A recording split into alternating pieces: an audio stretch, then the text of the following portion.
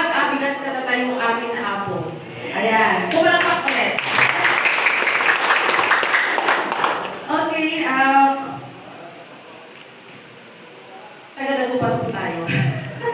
Ang nanay ko kasi is from Dagupan. Ipinanganak po ako sa Dagupan. And I'm a pure Dagupeño. No? Pero ang dati ko naman is taga-Ilocos.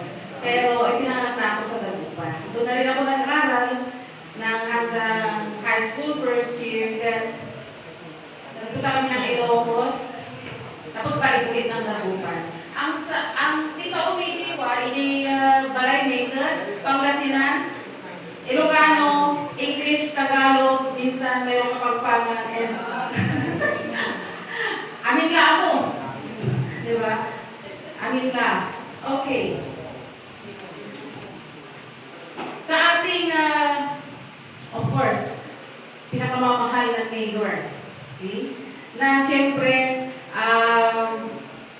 kung wala kanilang tulong, is hindi magiging successful ang anumang programa ang Balongaw District Jail sa pamumuno ng ating warden. Kasi yung suporta nila talaga is to the max.